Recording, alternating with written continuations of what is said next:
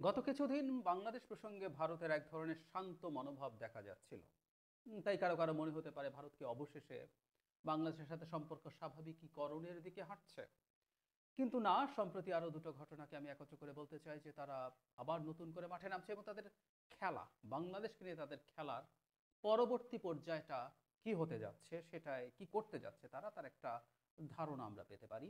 এবং যে খেলা তারা খেলতে যাচ্ছে বলা বাহুল্য, সেটার প্রেক্ষাপট তৈরি করা হয়েছে বেশ অনেক দিন থেকেই। খেলা তারা জিতবে কিনা ইটস ডিফারেন্ট ডিবেট, কিন্তু তার খেলাটা যাতে আমরা বুঝতে পারি, পড়তে পারি, এবং তারা প্রকাশ্যেই এই মেসেজগুলো আসলে আমাদেরকে দিচ্ছে, এবং এই মেসেজের ভিত্তিতে আমরা আসলে আমাদের করণীয় ঠিক করা উচিত। যদিও আমি বহুবার বলেছি, আমি আবার বলবো, আমি যোগ করে দেখাবো, তাদের এই খেলার রসদ আসলে আমরা দেশের ভেতর থেকে অনেকে মিলে জুগিয়ে যাচ্ছি।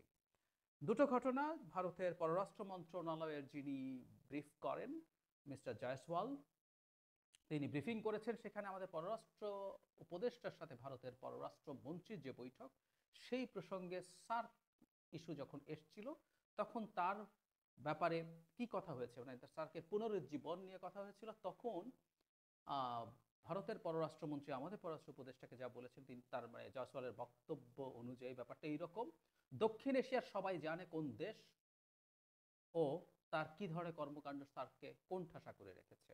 আমরা নিশ্চয় জানি এটা পাকিস্তানকে ইন্ডিকেট করা হয়েছে। তৌহিদ হোসেনকে জয়শঙ্কর এই কথাও বলেছেন, সন্ত্রাসবাদের স্বাভাবিকীকরণ করাটা বাংলাদেশের উচিত নয়। এই বাক্যটা আমরা খুব মন দিয়ে খেয়াল করি, সন্ত্রাসবাদের স্বাভাবিকীকরণ করাটা বাংলাদেশের উচিত নয়। এরপর আরো অনেকগুলো ইস্যু আছে, আমাদের সীমান্ত নিয়ে কথাবার্তা হয়েছে, সেগুলো আছে, এবং সংখ্যালঘু নিয়েও তাকে জিজ্ঞেস করা হয়েছিল। তারপর তিনি বলছেন গত কয়েক মাসে বাংলাদেশে সংখ্যাগুরুদের উপরে কি হয়েছে সে বিষয়ে সবাই অবগত। তার মানে ভারত যে ন্যারেটিভ তৈরি করার চেষ্টা করেছে যে সংখ্যালঘুদের উপরে কমিউনাল হামলা হয়েছে, সেই জায়গায় তারা এখনো আছে।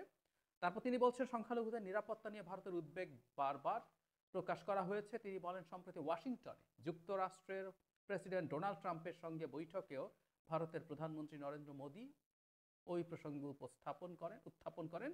যুক্তরাষ্ট্রকে ওই বিষয়ে ভারতের উদ্বেগের কথা জানানো হয়েছে। তার মানে সেই ইস্যুটা তো আছেই। এবার আরেকটা পয়েন্ট একটু যোগ করব। এটার হেডলাইন হচ্ছে এরকম: বাংলাদেশে পাকিস্তানের সেনা গোয়েন্দা আছে দাবি ভারতীয় সেনা প্রধানের। আমরা মনে করতে পারবো কিছুদিন আগে ভারতের সেনা প্রধানরা সাধারণত এভাবে কথা বলেন না, কিন্তু বাংলাদেশ ইস্যুতে তিনি কথা বলার প্রসঙ্গে বলছিলেন বাংলাদেশের সাথে সম্পর্ক স্বাভাবিকীকরণ হতে পারে শুধুমাত্র একটা নির্বাচিত সরকার আসার পর। ভারতের সেনাপ্রধানরা আরেকটা দেশের পররাষ্ট্রনীতি, তার অভ্যন্তরীণ রাজনীতি, সেই দেশের সাথে পররাষ্ট্র সম্পর্ক, এভাবে কথা খুবই নজিরবিহীন। কিন্তু তিনি বলেছেন, এবার তিনি আবার বলছেন। তিনি যা বলছেন, তিনি তার কাছে সব প্রশ্নের উত্তরে কি বলছেন সেটা বলি। প্রশ্নটা ছিল সম্প্রতি ভারতের সীমান্তবর্তী ও চিকেন নেক স্পর্শকাতর অঞ্চলে পাকিস্তানি সেনা ও গোয়েন্দারা গিয়েছিলেন, এ নিয়ে তিনি উদ্বিগ্ন কিনা। মানে তিনি জনাব উপেন্দ্র মিনিস্টার চিফ, তিনি বলেন আমি একটি আলাদা দেশের ক্ষেত্রে সন্ত্রাসবাদের কেন্দ্রটি ব্যবহার করেছি, কেন্দ্র শব্দ, যেটা পাকিস্তানের ক্ষেত্রে। যদি ওই দেশের মানুষরা অন্য কোনো স্থানে যায় এবং সেটি আমাদের প্রতিবেশী হয় এবং বিষয়টির সঙ্গে আমরা সংশ্লিষ্ট থাকি, তাহলে আমি এই নিয়ে উদ্বিগ্ন হব। ভারতীয় সেনাপ্রধান বলেন বাংলাদেশের মাটি ব্যবহার করে পাকিস্তান যেন সন্ত্রাসী না পাঠাতে পারে সেটি চাওয়া থাকবে। তিনি তিনি বলছেন ওই মাটি ব্যবহার করে তারা যেন ভারতের সন্ত্রাসবাদী পাঠাতে না পারে। বাংলাদেশের সম্পর্ক ভালো আছে ইত্যাদি ইত্যাদি বলেছে। তারপর তিনি বলছেন সামরিক দিক থেকে আমাদের সম্পর্ক বেশ শক্তিশালী, আদান প্রদান করতে পারে, এসব কথা বলছেন। এবং শুরুতে তিনি বলেছেন এই রকম: বাংলাদেশে আইএসআই এর সেনা সদস্যরা এসেছেন বলে তিনি দাবি করছেন, এমনকি এই সেনা ও গোয়েন্দারা বাংলাদেশ ভারত সীমান্তবর্তী শিলিগুড়ি করিডোরের কাছে গিয়েছিলেন বলেও দাবি তার। মানে ভয়ঙ্কর অভিযোগ। তাহলে আমরা খেয়াল করি বাংলাদেশে প্রসঙ্গে পাকিস্তানকে এনে, সার্ক প্রসঙ্গে এনে পাকিস্তানকে এনে ভারতের যিনি পররাষ্ট্র মন্ত্রণালয়ে ব্রিফ করেন, তিনি জানাচ্ছেন, তিনি বলছেন বাংলাদেশে সন্ত্রাসবাদকে স্বাভাবিকীকরণ যেন করে না ফেলে। এটা পাকিস্তানকে অ্যাকিউজ করেছেন, এবং তার ইনএফেক্টিভ হওয়ার পেছনে তারা পাকিস্তানের সন্ত্রাসবাদকে দায়ী করেন। 2016 সালে পাকিস্তানের কোনো একটা জায়গায়, আমি উরি বোধ হয় এরকম, সেখানে একটা সন্ত্রাসবাদী হামলার পর তারা পাকিস্তানকে অ্যাকিউজ করে সার্ককে ইনঅ্যাক্টিভ করে ফেলেছে। এখন এবার একটু আসি আমরা যে সামনে বাংলাদেশের ঝুঁকি কি, কিন্তু সম্প্রতি এটার সাথে জুড়ে দেব যারা মোদি এবং ডোনাল্ড ট্রাম্পের যে বৈঠক হলো কয়েকদিন আগে আমেরিকাতে, সে তারপর যে ব্রিফিং হয়েছে এবং জয়েন্ট যে কমিউনিকে হয়েছে, সেখানে মানে ক্রস বর্ডার যে টেরোরিজম, মানে পাকিস্তানকে ইন্ডিকেট করে বলা হচ্ছে সেটা যেন পাকিস্তান বন্ধ করে। নট অনলি দ্যাট, মুম্বাই হামলা যে হয়েছিল, মুম্বাই অ্যাটাকের একজন আসামি আমেরিকায় ছিলেন, তাকে ভারতের হাতে হস্তান্তর করা হয়েছে, সেটার বিচার জয়েন্ট কমিউনিকেতে চাওয়া হয়েছে, এবং ওটার সাথে পাঠানকোট যে হামলা হয়েছিল সে দুটো। তার মানে পাকিস্তান একটা সন্ত্রাসবাদী দেশ, পাকিস্তান সন্ত্রাসবাদ উস্কে দেয়, এই ধরনের আলাপ এনে তারা দুটো দেশ এগুলো বন্ধ করার দাবি করছে এবং এগুলো একসাথে ফাইট করার কথা বলছে। তার মানে পাকিস্তান একটা সন্ত্রাসবাদী দেশ, পাকিস্তানে ইসলামিক এক্সট্রিমিজম আছে এবং সেই রিলেটেড টেরোরিজম আছে, সেটা এখন ভারতের পররাষ্ট্র মন্ত্রী আমাদের পররাষ্ট্র উপদেষ্টাকে জানাচ্ছেন যে বাংলাদেশও যেন এটা স্বাভাবিকীকরণ না করে ফেলে। আবার বাংলাদেশের মাটিতে পাকিস্তানের গোয়েন্দারা আছেন, সেনা গোয়েন্দারা আছেন, এমনকি তারা ভারতের চিকেন নেকের কাছাকাছি পর্যন্ত পৌঁছে গেছেন, এরকম দাবি করছেন ভারতের সেনাপ্রধান। এবার আশা করি খেলার পরবর্তী পর্যায়টা আমাদের কাছে স্পষ্ট হয়েছে।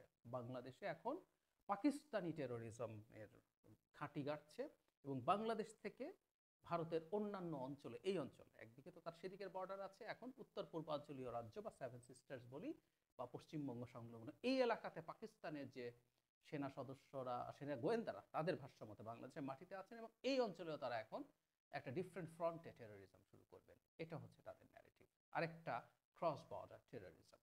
আমি বহুদিন থেকে একটা কথা বলছিলাম যে বাংলাদেশে ধর্মীয় উগ্রবাদের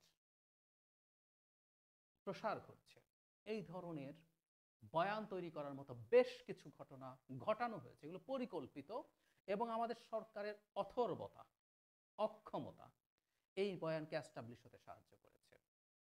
মাজারে হামলা সংখ্যাটা এখন 85-র মতো, একের পর এক মাজারে হামলা হয়েছে, এবং ইসলামিক এক্সট্রিমিস্ট যেসব গ্রুপ এই ধরনের সকল জিহাদিস্ট কর্মকাণ্ড করে, তারা এই মাজার কনসেপ্টে বিশ্বাসী নয়, তারা এগুলোর বিরুদ্ধে দাঁড়াবে। সুতরাং এটা এই ন্যারেটিভের পার্ট, এটাকে হেল্প করে। লালন মেলা বহু জায়গায় বন্ধ হয়েছে, বাউলদেরকে বহু জায়গায় গান গাইতে দেওয়া হয় নাই, বিভিন্ন রকম মেলা বন্ধ হয়েছে, সাংস্কৃতিক অনুষ্ঠান বন্ধ হয়েছে। বই মেলাতে এমন একজন লেখিকার, তিনি বিতর্কিত কিন্তু ওনার নিষিদ্ধ নয় এমন বই বন্ধ করে দেওয়া নিয়ে নানান বড় ধরনের হুজ্জতি হয়েছে, হাঙ্গামা হয়েছে, ট্র্যাপ হতে পারে কিন্তু তারপর হয়েছে। একই সাথে অভিনেত্রীরা শোরুম উদ্বোধন করতে পারছেন না, মেয়েদের ফুটবল খেলা হয়নি, মানে আমরা যদি হিসাব করি সংখ্যাগুলো অনেক হিসেবে দাঁড়িয়ে যায়। বিভিন্ন জায়গায় এই ধরনের ঘটনা ঘটেছে, ঘটানো হয়েছে, স্পষ্টভাবেই ঘটানো হয়েছে।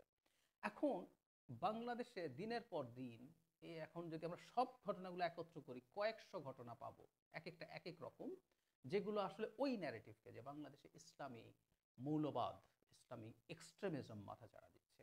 এর সাথে আমরা যোগ করব শেখ হাসিনার পতন এবং পালিয়ে যাওয়ার পর থেকে বাংলাদেশে বিভিন্ন মিছিলে, বিভিন্ন সমাবেশে কালেমা লেখা কালো পতাকা, এটা দায়েশের পতাকা বলে প্রতিষ্ঠিত হয়েছে। বিরাট বড় পতাকা দিয়ে স্টুডেন্টরা মিছিল করেছে, চক্রান্ত আছে, বহু জায়গায় কেউ জানতো না, হাতে দিয়ে গেছে, অনেকে সরল বিশ্বাসে সরল মনে কলেমা লেখা পতাকা বলে সেটা উড়িয়েছেন, সেটা ধরেছেন, কিন্তু এই ছবিগুলো ছড়িয়ে পড়েছে চারদিকে, বিভিন্ন দিকে। সুতরাং এই ঘটনাগুলোর জন্য আসলে ঘটানোর চেষ্টা হয় এবং মুহূর্তে সেগুলো ভারতের মিডিয়া লুফে নেয়, সেগুলো ছড়িয়ে দেয়, সেগুলো চলতে থাকে, ক্রমাগত চলতে থাকে। সুতরাং বাংলাদেশে জঙ্গিবাদের উত্থান হতে পারে এবং সেটা পাকিস্তানি জঙ্গিবাদ, পাকিস্তানের গোয়েন্দারা থেকে সেটা দেখভাল করছে এবং ভারতের জন্য নিরাপত্তা ঝুঁকি তৈরি করছে তার চিকেন নেক এবং সেভেন সিস্টার্সে। এবং আমি সাথে যোগ করব, বাংলাদেশে দাঁড়িয়ে বাংলাদেশের বাইরে থেকেও কেউ কেউ চিকেন নেকের গলা টিপে ধরবো, ভারতের সেভেন সিস্টার্সের খবর করে দেব, এই আলাপ টালাপ বহু হয়েছে, রেটরিকলি হলেও প্রচুর এই আলাপ, এই স্লোগান বাংলাদেশ থেকে দেয়া হয়েছে। সুতরাং সবকিছু আমরা যদি যোগ করি তাহলে দেখা যাবে ভারত এখন তার মানে এখন বাংলাদেশের অভ্যন্তরে না, ভারতের মধ্যেও একটা স্পিল ওভার হতে যাচ্ছে, ক্রস বর্ডার টেরোরিজম ভারতের এখন এই বর্ডারেও শুরু হতে পারে, পাকিস্তান পেট্রোনাইজড এবং বাংলাদেশ সেটার পার্ট হচ্ছে, এই ন্যারেটিভ হচ্ছে এখন সামনে। খুবই ভয়ঙ্কর ব্যাপার, খুবই ভয়ঙ্কর ব্যাপার। আর এই ধরনের ইসলামিক টেরোরিজম যদি মাথা চাড়া দেয় বাংলাদেশে, তাহলে অনিবার্যভাবে হিন্দু সম্প্রদায়ের জন্য সেটা আবার প্রবলেম তৈরি করবে। আবার প্রবলেম তৈরি করবে। এই সব কিছু আমরা যদি একত্র করি, ইন্টারন্যাশনালি আমরা চাপে পড়তে যাচ্ছি, ঝামেলায় পড়তে যাচ্ছি। আমি ভারতের কথা যদি বলি, ভারতে আমি দেখিয়েছি আপনাদের অনেককেই। আরেকটা খবর হচ্ছে ক্যাশ প্যাটেল, যিনি এফবিআই চিফ হিসাবে মনোনয়ন দেওয়া হয়েছিল, তিনিও সেনেটে পার পেয়েছেন। তুলসী গাবার্ড আবার পুরো গোয়েন্দা প্রধান আছেন এই অঞ্চলে, যিনি মানে সহকারী পররাষ্ট্র মন্ত্রী হচ্ছেন, তিনি ভারতীয় বংশোদ্ভূত। তুলসী গাবার্ড ভারতীয় না হলেও তিনি মানে তিনি বিজেপি, তিনি আরএসএস। আমি এটা নিয়ে বিস্তারিত কথা বলেছিলাম কিছুদিন আগে। তো সবকিছু যদি একত্র করি, আমেরিকা বা বাংলাদেশ এই ধরনের এক্সট্রিমিজম মাথা চাড়া দিচ্ছে, এটা ইভেন ইউরোপও পছন্দ করবে না, ইউরোপও পছন্দ করবে না। সুতরাং আর ভারত তো এখানে সমস্যা তৈরি করার জন্য বসেই আছে। সবকিছু যদি নেই, আমাদের সরকারকে আসলে খুব সতর্ক হওয়া দরকার, এবং যে পদক্ষেপগুলো আসলে, যে কাজগুলো যেগুলোর বিরুদ্ধে সরকার ঠিকঠাক মতো দাঁড়িয়ে কাজ করতে পারছে না, এগুলো প্রত্যেকটা এই ন্যারেটিভকে সহায়তা করে। সরকারের কঠোর হওয়া দরকার। আমি আসলে আর খুব বেশি আশাও করতে পারছি না, কারণ আমি আজ পর্যন্ত দেখি না খুব সিগনিফিক্যান্টলি কোনো পদক্ষেপ নেওয়া হয়েছে এবং সেগুলো ইমপ্লিমেন্ট করার চেষ্টা করা হচ্ছে। আমি জানি না সামনে কি আছে, কিন্তু খুবই টাফ সিদ্ধান্ত সরকারের দিক থেকে নেওয়া দরকার আছে, কারণ ডক্টর ইউনূসের মতো মানুষ আমাদের মাথার উপরে আছে বলে এখন পর্যন্ত আমরা ঝড়ঝাপটা এড়াতে পারছি, তার যে ব্যক্তিত্বের স্টেচার। কিন্তু অ্যাট দ্য সেম টাইম যখন এই জিনিসগুলো ক্রমাগত হতে থাকবে এবং বেশ খানিকটা তার ব্যর্থতার কারণে, তখন তার এই আমাদের ওপরে থাকাটা খুব বেশি কার্যকর নাও হতে পারে।